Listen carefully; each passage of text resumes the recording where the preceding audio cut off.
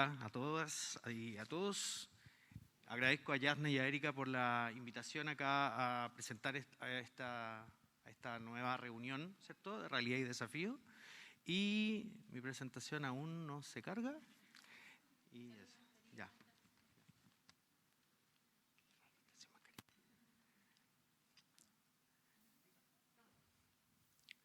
Ahí ya viene. Ya.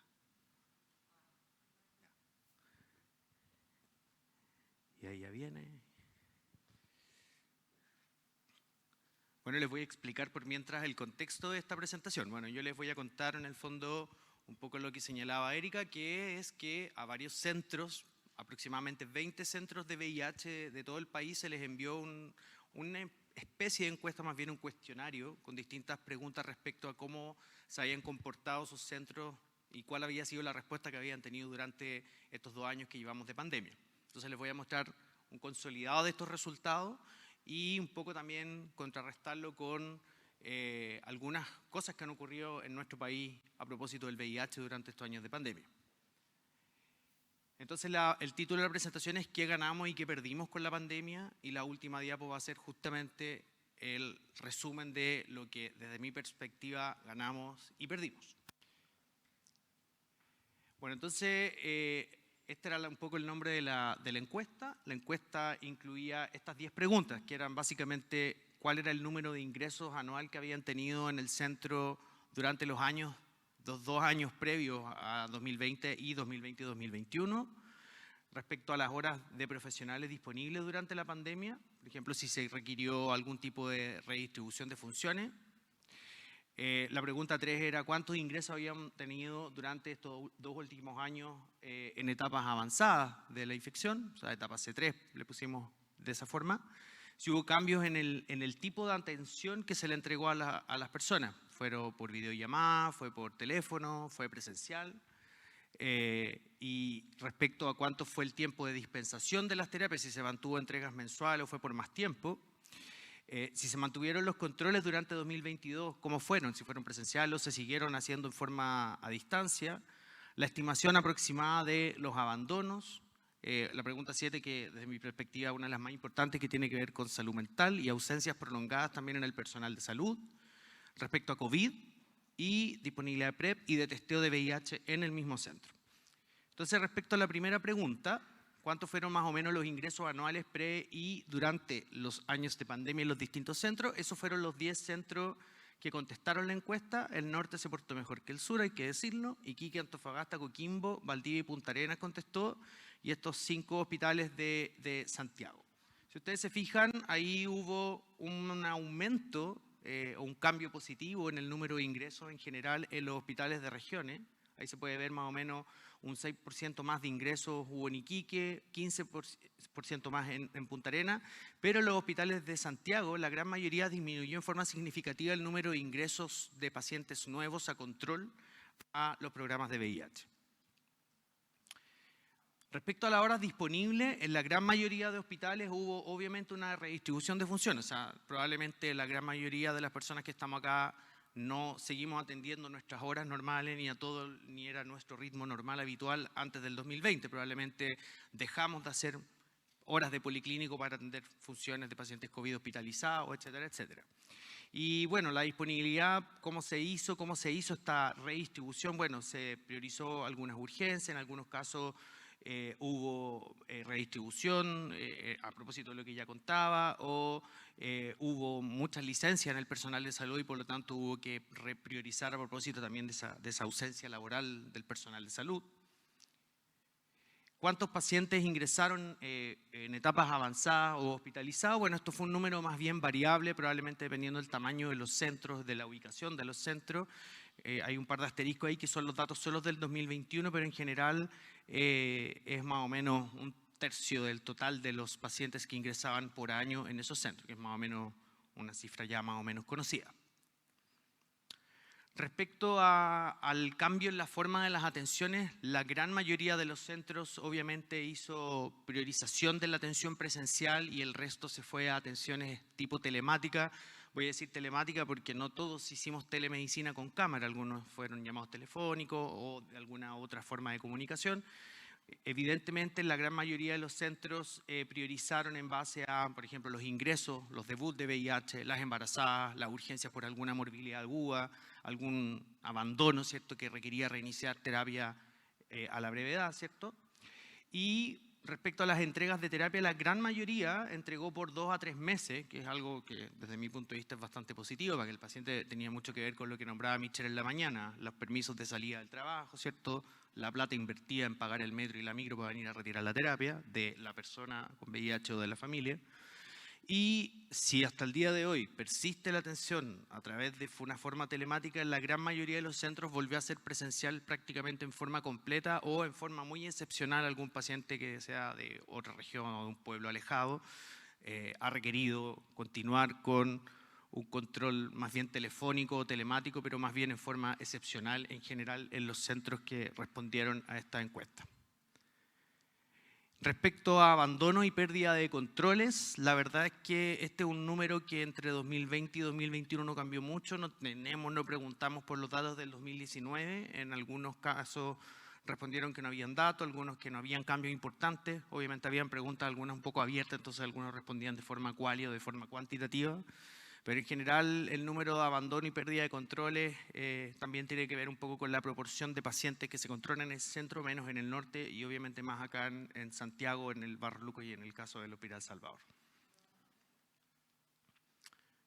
Opiniones, experiencias. Acá vamos a hacer un par de pausas para que puedan compartir ustedes su experiencia y qué opinan en base a los resultados, por ejemplo, los centros que no pudieron contestar.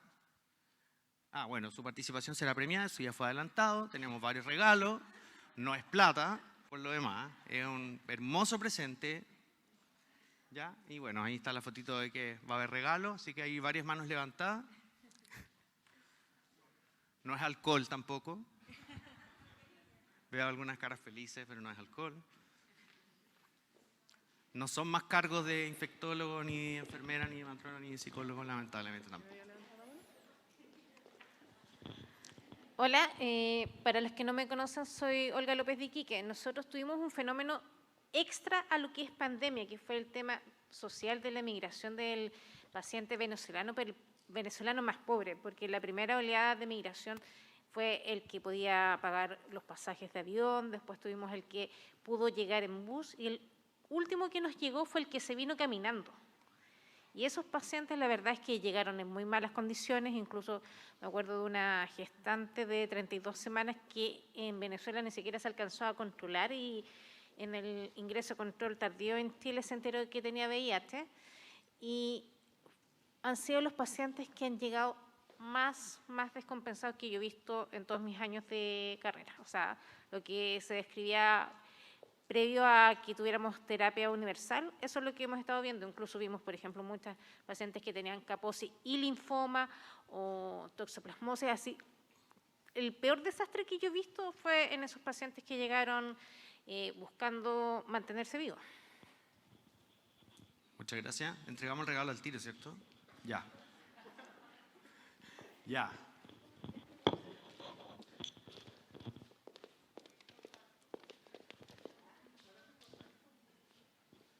Oye, eran premios de verdad, caras incrédulas, es premio de verdad. Hola, buenas. Con respecto a infectología Temuco, destaca en el año 2019 que tuvimos 135 ingresos nuevos. Respecto al año 2020, existieron tan solo 100 ingresos nuevos y 65 pacientes fueron trasladados de centro, pese a que ya se instauró el tema de la pandemia, las cuarentenas y las restricciones en la movilidad.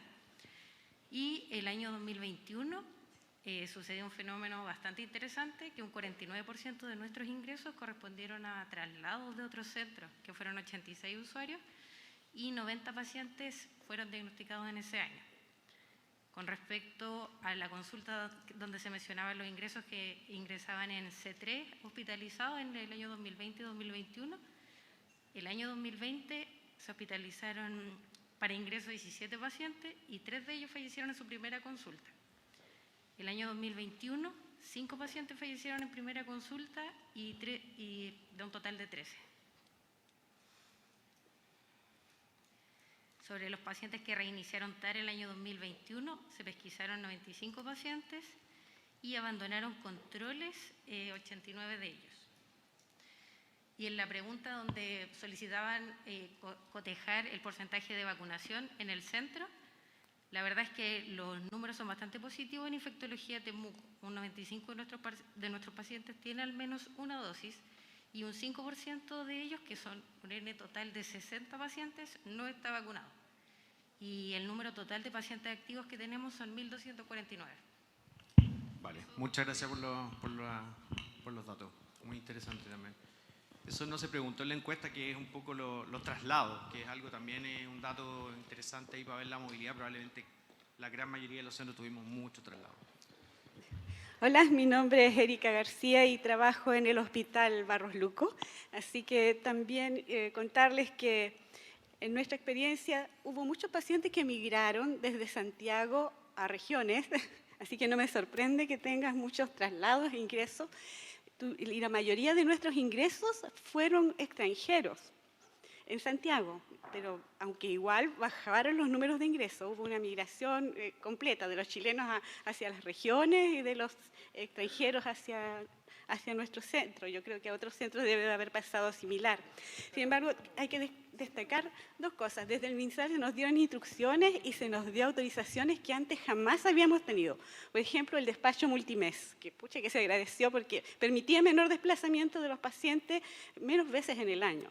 Y pudimos hacerlo con casi todas las terapias, excepto algunas que puntualmente tuvieron que darse mensual por razones de stock y del ingreso de los medicamentos al país.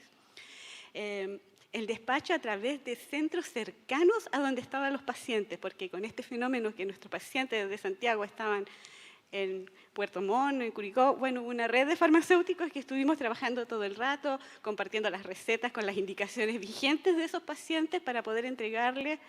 A mí me tocó coordinar con Curicó, con Puerto Montt y con otras ciudades y con el norte. Entonces, era donde estaba el paciente llegaba el medicamento y eso fue gracias a esa autorización expresa que se nos dio de acercar el medicamento. Y obviamente el despacho a domicilio es otra de las cosas que en pandemia se destacan, que pudimos hacer y que los pacientes agradecen en forma importante porque todavía, a pesar de que ya hay menos restricciones, usan la página web y piden sus despachos a domicilio. En cuanto a la atención a distancia, bueno, hubo que transformar todo el sistema de atención y la llamada telefónica se transformó en la forma de tener contacto con los pacientes, de hacer el seguimiento, de poder citarlos a actualizar exámenes, de resolver dudas, de educarlos sobre la vacuna, porque había mucha desinformación y los pacientes tenían miedo de vacunarse, no sabían qué, si su médico le iba a autorizar, y para todo eso sirvió el contacto telefónico, el poli de adherencia y darle continuidad a los tratamientos. Nuestros infectólogos se fueron todos a atender adentro del Barros Luco, así que nos quedamos con los inmunólogos en el servicio ambulatorio y todas las horas que yo como farmacéutico clínico tenía, que eran de sala, farmacovigilancia, se transformaron en poli de adherencia. Muchas gracias. Hay varias manos levantadas. Sí, yo, Hospital de Puerto Montt. Esperemos que alcancen los regalos. Si no alcanza, no importa, por si acaso. Independiente del regalo, yo cedo el mío. Hay varias manos levantadas por ahí atrás. La otra. Yo voy a hablar primero del Hospital de Puerto Montt. No enviamos los datos, pero quería contarles que fue uno de los pocos policlínicos, como me imagino que la mayoría, siguió activo. Era onco, me acuerdo, y nosotros, y polipersonal, por supuesto, que recibíamos a los ingresos, a las urgencias. Y a pesar de eso, igual hubo una baja.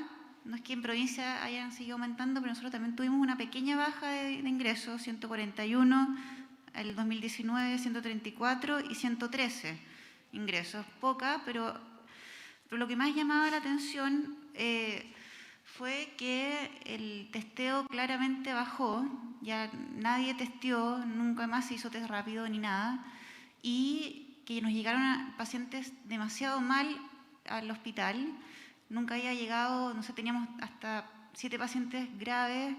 En enero, me acuerdo, 3 de ellos fallecieron con 0 CD4, citomegalos del terror diseminados. O sea, no teníamos nunca ese tipo de pacientes hasta ahora, digamos. Yo creo que eso fue lo que más llama la atención y que yo creo que todavía esos pacientes están también dando vueltas y tenemos que ir a rescatarlo porque van a seguir llegando. Y una cosa positiva es que pudimos hacer telemedicina con personas que viven muy lejos. Al Policlínico Puerto Montt tienen que muchas veces llegar el día anterior en lancha o en avioneta, y pudimos hacer, por ejemplo, telemedicina con Futaleufú. Allá el médico que atiende al paciente, nosotros en Puerto Montt, el paciente allá con ellos, que lo conoce perfectamente, y me encantó hacer telemedicina, es bueno. Evitamos todo lo otro del traslado y eso creo que es muy positivo y obviamente se tiene que mantener en el tiempo. Es algo muy bueno para provincia. Siempre se mandaba de antes, pero el paciente venía muy poco a nuestro hospital por lo mismo, y allá es donde lo conocen realmente. Entonces, ahora hay una conexión con su médico tratante, con nosotros, que antes no había, y yo creo que eso es lo que tiene que seguir en todos nuestros centros, que tenemos pacientes que realmente vienen de muy lejos.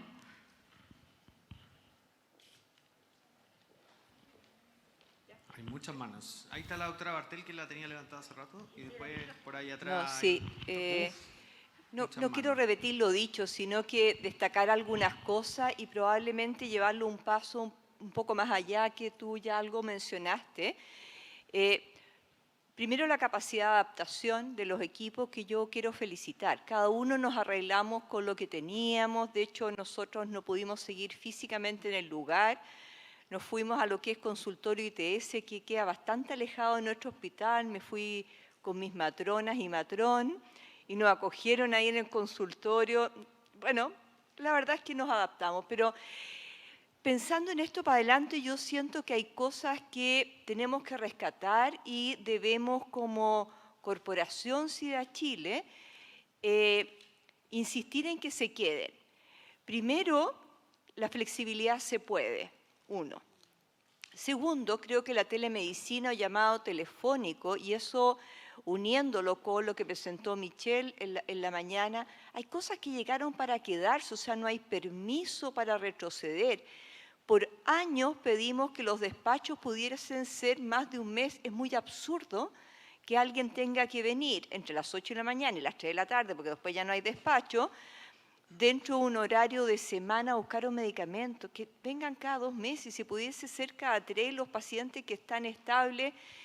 No hay por qué retroceder en eso. Entonces, la verdad, de todos los aprendizajes, parte de lo que tú mostraste ahora, o sea, hay cosas que no podemos volver a hacer lo que estábamos haciendo el 2019. Es más, hay cosas que tenemos que instaurarlas y tenemos que dar un paso más allá. Vamos a tener que pagar todos los pecados, no solamente en VIH, en onco y en cardio y una serie de otras cosas más, de todo lo que no se hizo, por las 1000 razones que todos sabemos. Pero la verdad, yo creo que tenemos que subir y como corporación insistir en que hay un estándar que no podemos bajar. Es más, sobre este piso tenemos que construir en el modelo de atención que nosotros queremos para adelante y dar un paso más allá. El modelo de atención que tenemos en este momento es un modelo obsoleto. Absolutamente de acuerdo. Aplauso.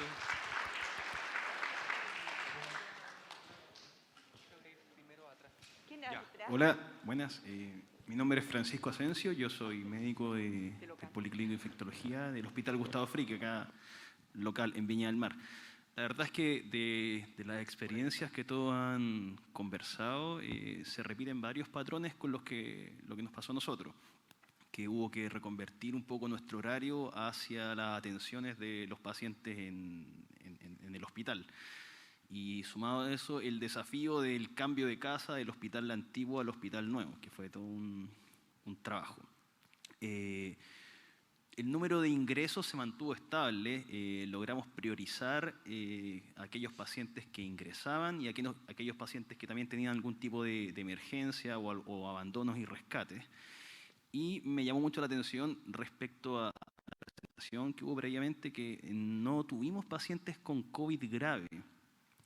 Sí, mucho paciente de población también migrante, que muy inmunosuprimido, con debut con enfermedades respiratorias, neumonía por neumocistis, que muchas veces venían derivados de otros hospitales de la red como probable coronavirus. Así que la verdad fue todo un desafío y creo lo que comenta la doctora Bartel también de la flexibilidad es un aprendizaje que tenemos que tener todos como red. La posibilidad de adaptarnos a esto que nunca antes había pasado, creo que es un aprendizaje grande para todos. Muchas gracias por la opinión. Yo me perdí, no tengo idea porque hay muchas manos levantadas, pero al fondo... ¿Quién tiene? Ah, perdón, acá adelante. No se escucha.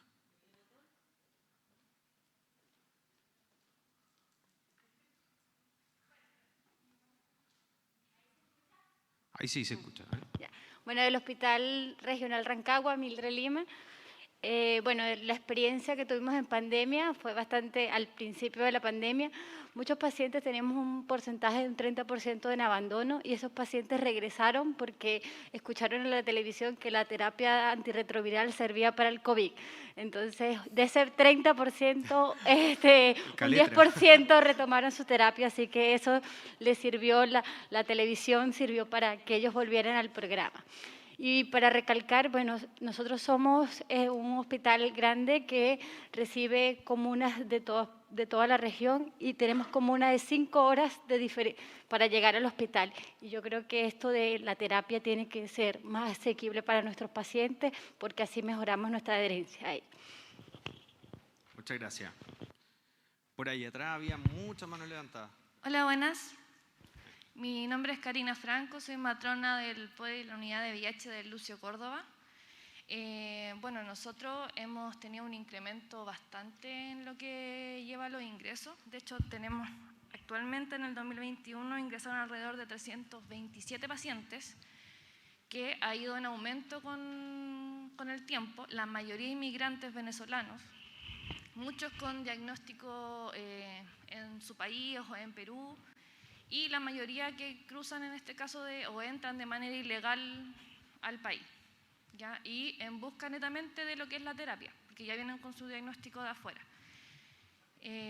Nosotros tenemos actualmente un bajo control de alrededor de 2.510 pacientes, de los cuales hemos alcanzado más del 90% de indetectables y más del 90% en pacientes en terapia. Tenemos actualmente un pool muy bajito de abandonos donde estamos implementando lo que es el protocolo de rescate con nuestra asistente social, que eso nos ha servido bastante, y también gracias a la implementación de lo que fue el despacho a domicilio que hizo Farmacia del Lucio Córdoba, que alcanzó a nivel nacional, o sea, enviamos el medicamento a cualquier parte de Chile, así que eso también nos ayudó bastante en evitar, ¿cierto?, el abandono de la terapia de nuestros pacientes. Y también tuvimos que implementar algunos otros tipos de controles, aparte de los presenciales, que no se dejaron de realizar. Implementamos lo que es la videoconsulta y el llamado telefónico, que hasta la fecha se sigue haciendo, sobre todo para darle como prioridad a los pacientes que tienen problemas para acudir presencialmente al hospital y a los pacientes que se encuentran postrados, que tienen algún tipo de dificultad para llegar. Al igual que lo que es el despacho a domicilio, que hasta la fecha también lo seguimos implementando, para obviamente ayudar así también a nuestros pacientes a que todos adquieran la terapia y sean adherentes. Eso más o menos como nuestra realidad como hospital, y que hasta el día de hoy seguimos viendo un incremento bastante importante en los ingresos de nuestros pacientes. Eso. Muchas gracias. Bueno, hay cosas que se van repitiendo, ¿cierto? Los ingresos están empezando a aumentar desde el segundo semestre del 2021 hasta ahora, ¿cierto? Y el resto hay cosas muy parecidas. Yo. Por ahí al fondo. Hola, soy Alicia, matrona del Hospital San Borja Arriarán, más conocido como la Fundación Arriarán, y nosotros junto con la doctora Novoa y la Claudia sacamos los datos, pero lamentablemente hubo un error y no se enviaron, pero los tenemos acá. Perfecto. Y les puedo contar que en el año 2019 tuvimos un total de 611 ingresos con un bajo control activo de 5.002 pacientes. De los 611 ingresos que tuvimos, el 57% correspondía a pacientes migrantes, fundamentalmente venezolanos. así nomás. No, sin levantarme. En el año 2020 se bajó al 50% ingresos a 365, con un bajo control activo de 5.184 pacientes y también se mantuvo más o menos similar el porcentaje de migrantes de 56%. Y en el año 2021, lamentablemente, aparte de la pandemia, no sé si vieron las noticias, pero el Hospital San Borja se quemó toda la parte del CDT. Entonces estuvimos como 1 mes y medio sin laboratorio. Por lo tanto, no pudimos realizar ingresos porque no teníamos quien nos procesara los exámenes y ese año ingresamos 320 pacientes con un bajo control activo de 5.159.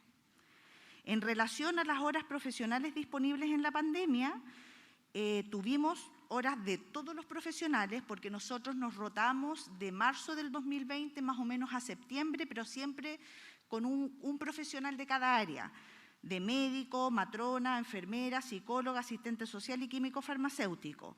Y lo que sí, nos sacaron 2 cargos médicos de infectólogo porque uno pasó a cargo completo de IAS y COVID y el otro médico pasó a ser el director del hospital que actualmente todavía está, que es el doctor Quintanilla.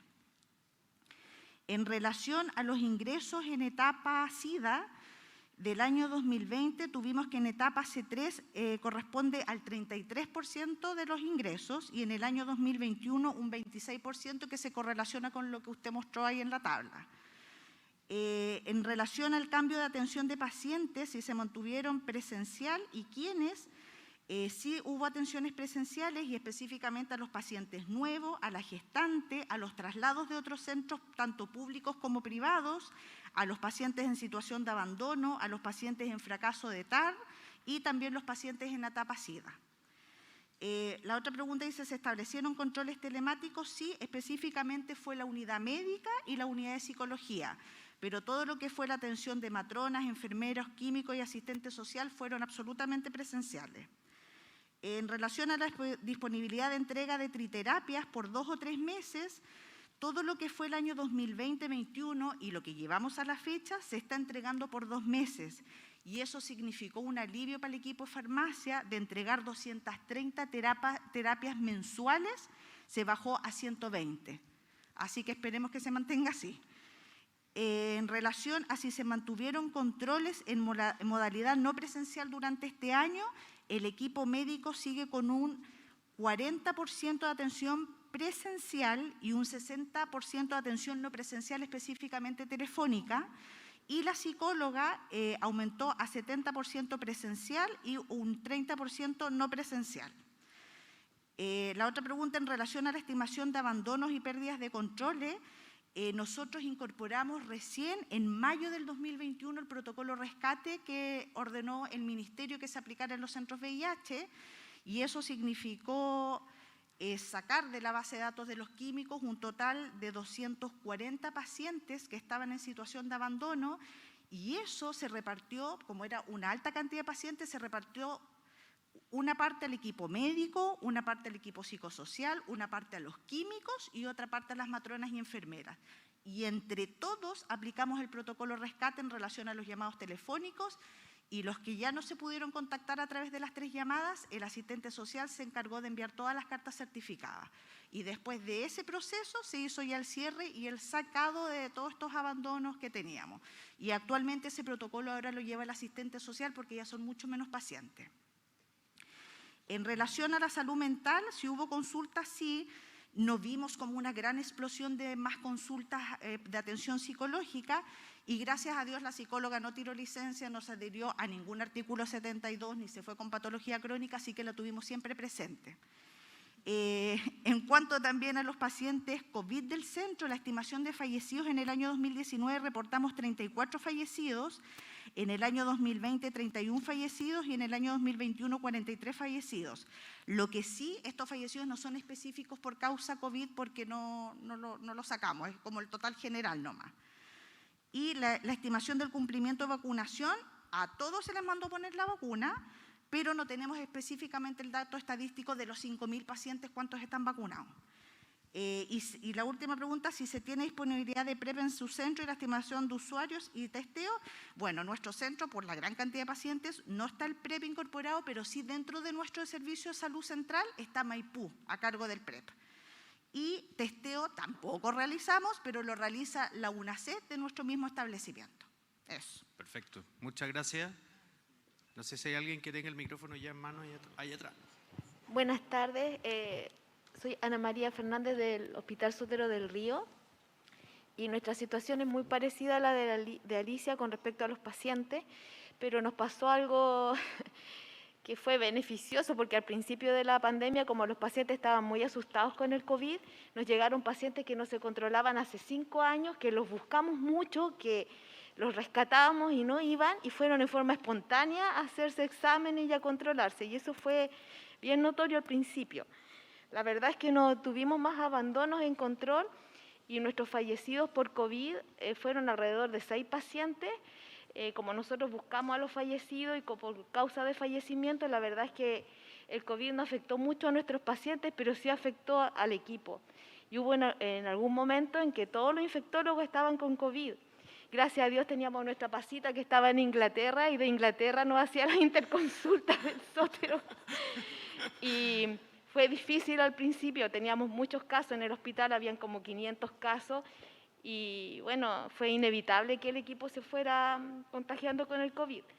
Pero nuestros pacientes en general estuvieron bien, tuvieron la atención por telemedicina y los que tuvieron COVID no fueron casos muy graves. Tuvimos algunos en ventilación mecánica, pero la mayoría salió adelante.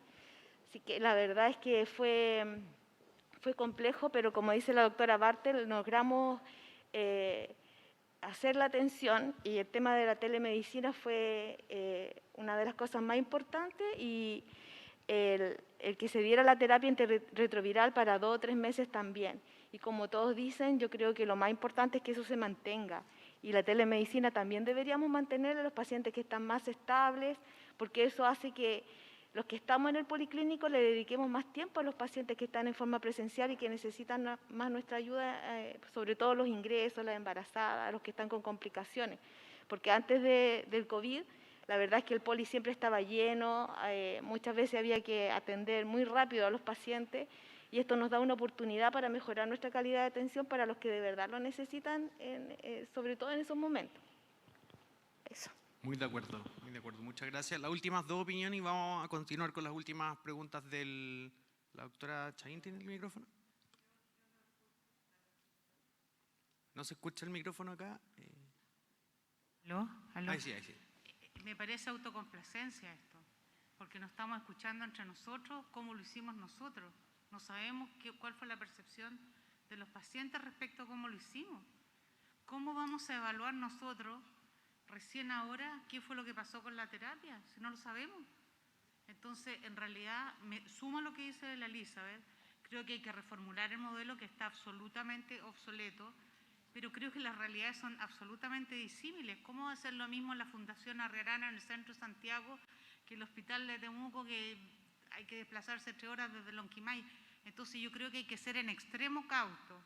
Y la otra cautela es que los mismos trabajos que ustedes mostraron, y de hecho en la UFRO que se hizo el estudio CanSino, donde fueron excluidos los pacientes VIH, recibieron vacuna con CanSino. Tampoco tenemos seguimiento de eso. Creo que hay que ser cautos respecto a eso. No estamos autocomplaciendo respecto a cómo lo hicimos. Veamos cuál es la percepción de los pacientes.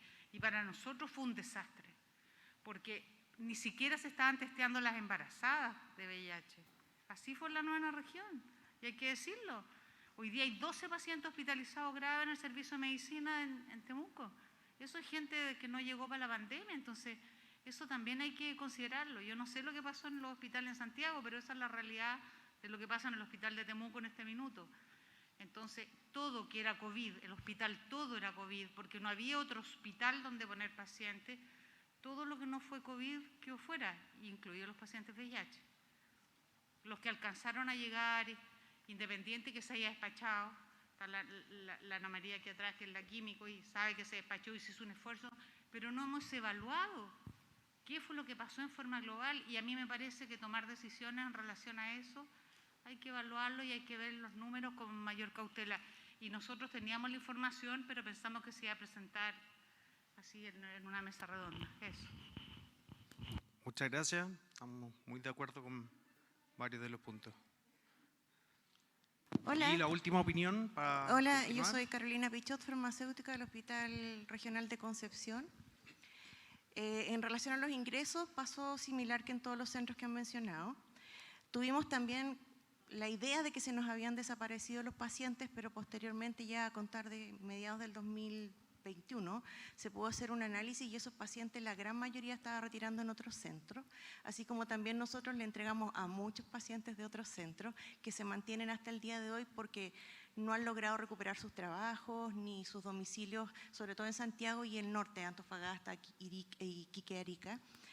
Tuvimos un alto número de reingresos más o menos en el 2021 de pacientes nuestros que habían abandonado por el temor a contagiarse de COVID y lo expresaban claramente. Tuvimos altos ingresos ya a mediados del 2021 de pacientes extranjeros que venían, tal como mencionaban en otras personas, con estados bastante serios. De hecho, varios de ellos ingresaron a través de hospitalización, con TBC, con discontinuación por años de terapia. Pacientes nuestros con COVID que fallecieron fueron solo 3, el resto, y estaban en discontinuación de terapia. El resto lograron salir adelante con complicaciones, pero siguen en tratamiento. De las medidas que se implementaron y no se van a sacar porque ya se pidió la autorización a la dirección de nuestro hospital, es el despacho a domicilio a contar de junio del 2020 para todos los pacientes crónicos estables, incluidos los pacientes VIH, por 2 meses o 3 si es que es una zona muy lejana. Concepción cubre San Pedro, Chihuayante, Talcahuano, en algunos sectores, Chihuayante, dije San Pedro, Coronel, Lota.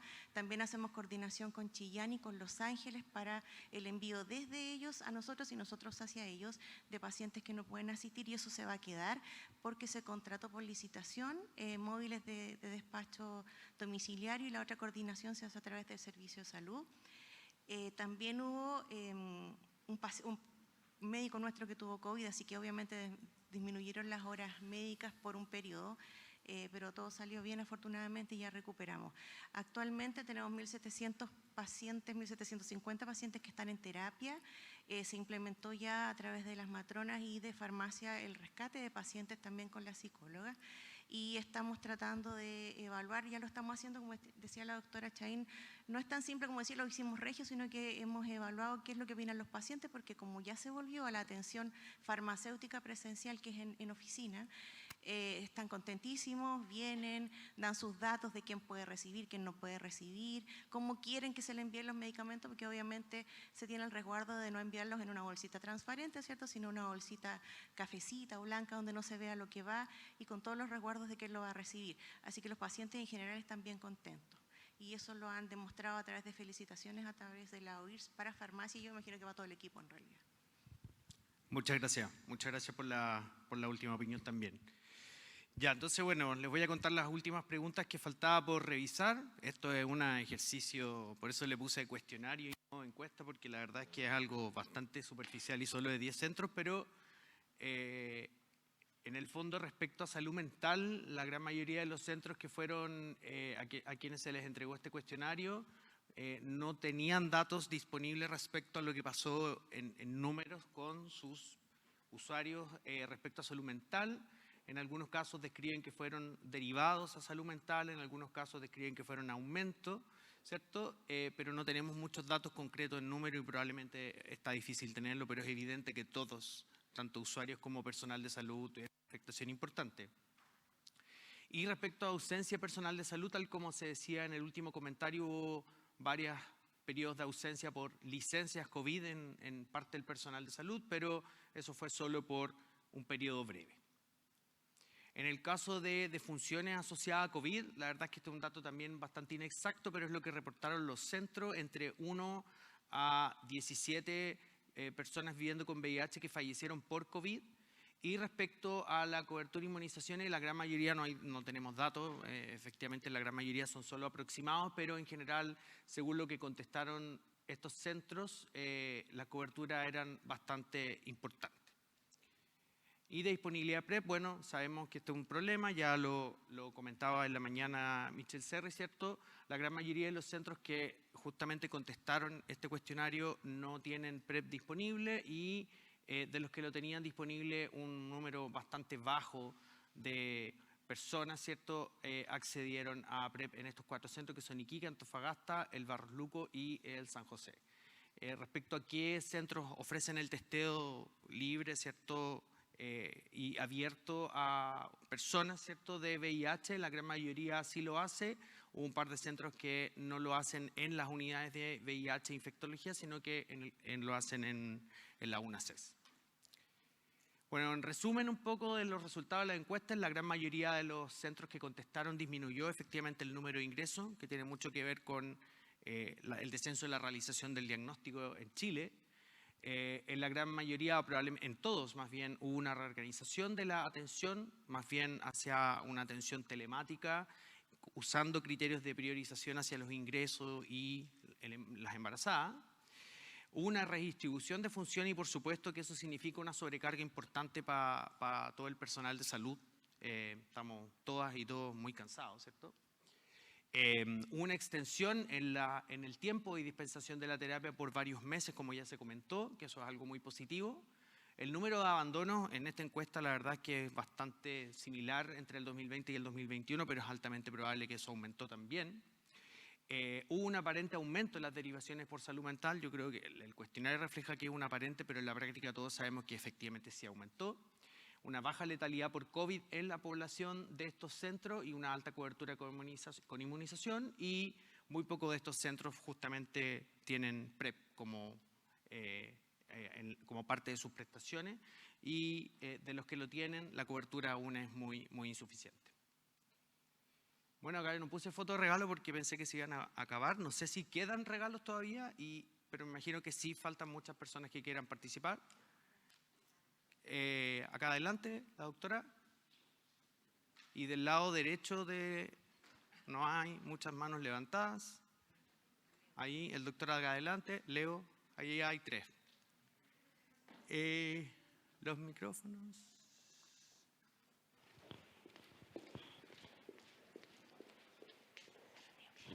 Bueno, nos pasaron cosas similares a lo que dijeron la mayoría de los centros. Yo también opino que es difícil evaluar y hay que saber lo que piensan los pacientes y ver el impacto a largo plazo. Pero una cosa que nos tocó es que tenemos muchos pacientes que están muy descompensados de sus otras patologías crónicas. Y eso, por lo menos para mí, fue muy complejo porque yo no tenía cómo lograr que todos los GES que están en el consultorio, en los CEFAM, toda esa actividad se suspendió. Entonces no había mucha oportunidad de hacer algo para mejorar eso, y muchos de nuestros pacientes de cierta edad, que son los que yo veo porque también tengo cierta edad, se complicaron mucho y se hospitalizaron por sus patologías crónicas, y ahí no fue mucho lo que pudimos hacer. Eso. Muchas gracias. Yo también quería tocar unos puntos que yo creo que apoyo todo lo que dijeron, pero quería hacer algunos bemoles en relación a la dispensación de farmacia, por ejemplo. Yo creo que es un beneficio. Sin embargo, no todo paciente se le puede despachar por 2 o 3 meses. Todos tenemos por cosas sociales. A un paciente de la calle no le pueden dejar despachar 2 o 3 meses, y todos tenemos ese tipo de pacientes. Entonces, no generalizar cuando despacho 2 a 3 meses. No todos tenemos stock o espacio para guardar stock, o la gestión de compra de medicamentos no puede ser por más de 6 meses. ¿Dónde se la mete la Senabá? ¿Dónde se la mete en la farmacia? Entonces también hay que pensar en cosas de gestión cuando uno piensa que yo quiero despachar por 2 meses. Otro tema del despacho a domicilio: hay pacientes que no quieren volver a tomarse controles ni asistir a control. ¿Puedo dejar de despachar? ¿Qué vamos a hacer en esos pacientes que le estamos despachando a domicilio y que no quieren ir al hospital más? Yo creo que les pasó a muchos. Hay pacientes que se les sigue despachando 2 o 3 meses y no tienen examen del 2019. No sé si también los tienen ustedes, yo los tengo. Y cuando hago la receta, miro CD4 del 2018 y le pido que venga y no vienen. Entonces, esos temas estamos teniendo de 2 años de pacientes que no han venido. Entonces, también quiero tomar esos puntos de bemol. Y yo también, así como felicitamos a nuestra doctora, yo quiero felicitar a alguien que yo admiro mucho, en la pandemia, que nos ayudó en telemedicina y que yo creo que también tiene que quedarse, pero quiero decir algo de la telemedicina. La telemedicina es lo práctico. Los que hicieron telemedicina, uno se demora más que lo presencial. Por tanto, cuando gestionen horas médicas de telemedicina, es media hora. El paciente a veces no se conecta, hay problemas de intermitencia. no entienden. Hay pacientes que el día de la consulta llegaron al poli a verse porque no entendieron o llegaron a pedir la receta o las órdenes de exámenes. Entonces hay una educación que va adjunta a la telemedicina también, es muy bueno y todo. Y felicitar que nosotros durante los meses de pandemia, ustedes saben que estaba la doctora Siches con nosotros, ella se fue, estaba embarazada en esa época, entonces se fue a Artículo 72 y ella nos hizo la mayor parte de la telemedicina, así que yo la felicito desde acá para todos los que la conocen y que todos la conocemos, y eso quería decir que ella nos hizo toda la telemedicina durante toda la pandemia.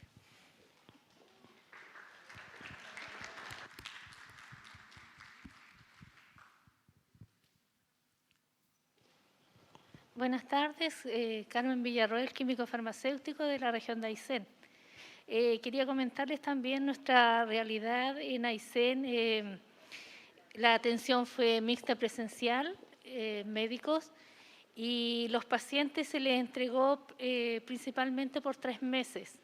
La región de Aysén tiene localidades que distan del hospital regional 6-7 horas. Cisnes, por ejemplo, La Junta, tenemos pacientes de La Junta que ellos están a 4 horas, Chile Chico que está a 7 horas, o pacientes tienen que trasladarse en barcaza a la ciudad de Coyhaique, y se coordinó enviándoseles a las postas por 3 meses los medicamentos, por lo tanto los pacientes pudieron tener sus tratamientos. Y para aquellos que están en la ciudad de Coyhaique, muchos de ellos prefirieron no recibir a domicilio los medicamentos, por lo tanto venían a la farmacia y se les entregaba por 3 meses. Estuvieron bastantes pacientes también de paso, a los cuales también se les entregó, y así también pudimos coordinar con colegas que aquellos pacientes que salían también de Coyhaique, que estaban en otras regiones, se les pudiera entregar tratamiento. Así que la verdad es que para nuestra realidad se pudo tener los tratamientos para cada uno de los pacientes, y lo otro es que también se veía que aquellos que se les entregaba por 3 meses y no venían a los 3 meses, bueno, volvíamos nuevamente a entregarles por 1 mes, porque sucedía aquellos que podían... Por ejemplo, se les había entregado 3 meses y volvían a los 4 meses o a los 5 meses, volvíamos a entregarle por mes para que ellos estuvieran viniendo a los controles, y así se pudiera tener el mejor orden para saber si estaban ellos realmente siendo adherentes. Así que esa fue como la realidad de nuestra región.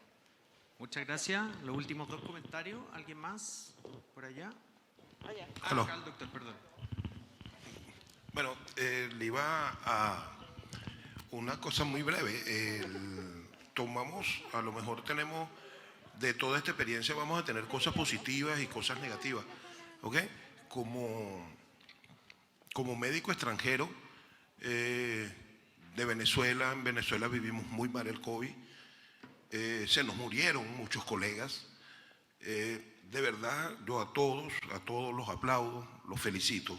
Creo que en Chile, tanto la sociedad chilena, el grupo de SIDA Chile, colaboraron mucho, los pacientes fueron atendidos, seguimos atendiendo a los pacientes, y de verdad para mí, con todo lo malo y todo lo que nos pasó en Curicó, lo vivimos muy mal, de verdad yo creo que todos tienen un 7, porque fueron muy, muy buenos y atendimos muy bien a nuestros pacientes. Eso es lo que les quería decir. Con un médico venezolano, creo que le hicieron bien. En nuestro país le hicimos muy mal. Y felicitaciones a todos. Muchas gracias. Quiero hacer un solo pequeño comentario. Yo creo que esto es el realidades, ¿verdad? Aquí viene el desafíos como de este conversatorio que se ha generado en realidades locales, y nuevamente acojo también el tema de la migración. Creo que son personas, ¿verdad? O sea, independiente de las nacionalidades, creo que la región latinoamericana se ha portado bastante bien con el asunto migratorio venezolano. Sin duda que cualquier persona que no tuviera acceso a un fármaco busca cualquier avión o forma cruzar cualquier zanja o desierto con tal de encontrar la terapia. Entonces, creo que sin duda hemos aprendido en los últimos años a limitar, a poner barreras, ¿verdad?, en eso, y creo que eso lo hemos hecho bastante bien. Falta más, ¿verdad? Falta más mejorar el diagnóstico, hacer una búsqueda tal vez más activa, no solamente en migrantes, sino que en todos, pero fundamentalmente hay una vulnerabilidad ahí súper importante, incluso en todo el proceso migratorio de esas personas, donde viven violencia sexual y temas muy, muy complejos durante ese proceso, o sea, historias terribles. Todos hemos escuchado personas que llegan caminando, así me acuerdo de alguna que llegó caminando desde Venezuela hasta mi consulta y no habló en toda la consulta, no lo voy a creer cuando tenía la terapia en la mano, o sea, y nada, le dije, tranquila, te vamos a coger, y la verdad, todos lo oímos y son personas, así que hay que seguir así esa parte. Eso. Bueno, hasta acá llegamos. Esta era un poco, la idea era ejercitar, hablar, ¿cierto? Y un poco entender y tratar de visualizar cuáles habían sido las fortalezas, las debilidades. Fortalezas hay muchas probablemente, que acá se destacaron probablemente todas, pero desafíos, debilidades, ¿cierto? Tenemos un montón, tanto a nivel de nuestros centros como a nivel nacional, que son los desafíos probablemente más importantes. Así que muchas gracias a todas y a todos por su participación y hasta aquí llegamos y viene ahora la asamblea de socios. Muchas gracias.